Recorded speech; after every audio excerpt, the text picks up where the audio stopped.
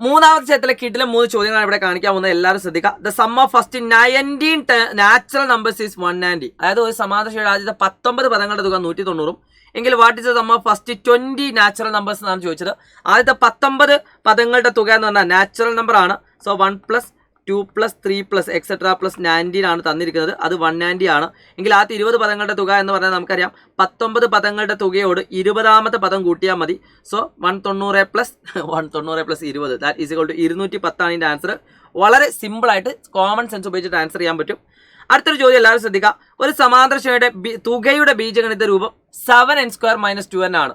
എങ്കിൽ what is the first term എന്നാണ് ചോദ്യം. മക്കളെ ഫസ്റ്റ് ടേം കാണാൻ ഒരു പണിയുമില്ല, എന്നിന് 1 കൊടുത്താൽ മതി. അപ്പോൾ 7 × 1² 7 - 2 × 1 -2. സോ 7 - 2 എന്ന് പറഞ്ഞാൽ 5 ആണ്. ഈസി ആയിട്ട് അതിൻ്റെ കോമൺ ഡിഫറൻസ് ഫസ്റ്റ് ടേം 5 ആണ് നമുക്ക് കണ്ടെത്താൻ പറ്റും.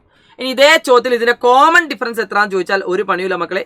സമ്മ് തന്നിട്ടാണ് ചോദിച്ചതെങ്കിൽ ഈ n² കൂടെയുള്ള നമ്പർ എത്രയാണോ അതിൻ്റെ ഡബിൾ ആയിരിക്കും എപ്പോഴും എന്തുണ്ടാവുക, സം ഉണ്ടാവുക.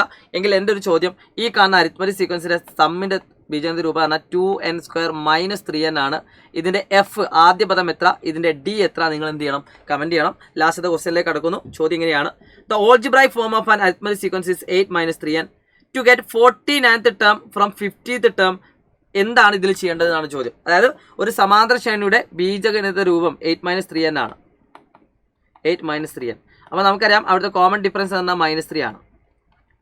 സോ 49ാമത്തെ പദത്തിൽ നിന്ന് 50ാമത്തെ പദം കിട്ടണമെങ്കിൽ 49th term from 50th term 50ാമത്തെ പദം 49ാമത്തെ പദം കിട്ടണമെങ്കിൽ 50 - 49 കിട്ടണമെങ്കിൽ 3 ആഡ് ചെയ്യണോ വേണ്ടത്, 3 സബ്സ്ട്രാക്ട് ചെയ്യണോ വേണ്ടത്, 8 ആഡ് ചെയ്യണോ വേണ്ടത്, 8 സബ്സ്ട്രാക്ട് ചെയ്യണോ വേണ്ടതാണ് ചോദ്യം. ഈ കാണുന്ന ക്വസ്റ്റ്യൻ നിങ്ങൾ കൃത്യമായിട്ട് വേണമെങ്കിൽ 49ാമത്തെ പദം ഇതിൽ നിങ്ങൾക്ക് കിട്ടും.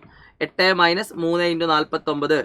അടുത്തത് നിങ്ങൾക്ക് കിട്ടും 50ാമത്തെ പദം എന്ന് പറഞ്ഞാൽ 8 - 3 × 50. ഇതൊന്നും നിങ്ങൾ ചെയ്യേണ്ട ആവശ്യമില്ല.